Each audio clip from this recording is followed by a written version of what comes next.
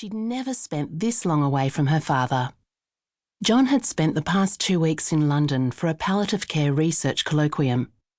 Kate had spent most of that time striking days from the calendar with a fat red texter, longing for his return. She hoped that old cliché about absence making the heart grow fonder was true of John, but a dark part of her feared it might work the other way too. She had read somewhere that it only took 2 weeks to break a habit, and what was marriage if not a habit? Kate took her daughter's hand and led her out into the terminal. The arrivals lounge at Melbourne International Airport was surging with people.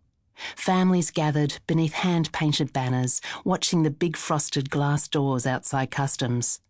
Behind them, drivers in black suits scribbled names on little whiteboards. There was a collective energy to the crowd that made it seem like one big entity rather than 100 small ones, all moving in gentle, nervous harmony, like the legs of a caterpillar.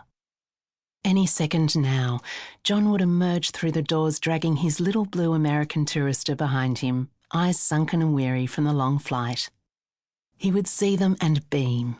He wouldn't be expecting them. He had insisted on catching a taxi back home, and Kate had insisted that was totally fine by her, knowing full well that she and Mia would drive out to the airport to surprise him. She was eager to see her husband, but more eager to hand him back the reins. She was a good mother, she thought, but a nervous one. She had never taken to the role as easily as other women seemed to. Her mother's group friends or the capable, busy-looking mums at school pickup. Kate felt much more comfortable with John's backup. "Do you think Dad remembered my pounds?" Mia asked, staring over at the display screen outside a currency exchange kiosk. Lately, she'd grown obsessed with collecting foreign money.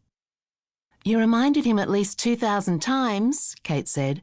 "I doubt he'd have the nerve to come back without them." "How much longer now?" she groaned. 5 minutes. Watch the flight board. See?" Qantas flight QF31 from Heathrow via Singapore landed on time and without incident.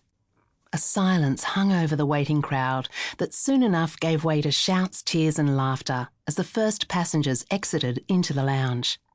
Some people poured into the arms of their loved ones, while others beat a path through the crowd to their waiting drivers or the taxi rank beyond. A pretty woman with a corn-coloured ponytail collapsed into the arms of her waiting man. Then, temporarily forgetting where she was and who was watching, she kissed him passionately on the mouth. Nearby, an elderly Asian couple waved frantically as a man pushed a pram toward them, twin boys dozing inside. Kate watched them, waiting for her turn. She was a little surprised John wasn't among the first passengers to arrive. He always flew business class, which gave him access to express lanes and priority service. Mia went up on tiptoe to scan the crowd. "Do you see him?" she asked. "Not yet, monkey," Kate said. They watched the big glass doors keenly. They slid open again. This time, a smaller group of passengers paraded out. "I see him! I see him!" Mia squealed, pulling her balloon down and facing its message towards the door. Then her shoulders sank. "No, wait, that's not him." The second wave of passengers dispersed. There was still no sign of John. The glass doors closed, opened. An elderly gentleman hobbled out, holding a cane in his left hand and a dusty old Samsonite in his right. The corridor behind him was empty. Kate checked the flight board, double-checked they were in the right place at the right time, then triple-checked. Surprise gave way to concern. "Mum," Mia said.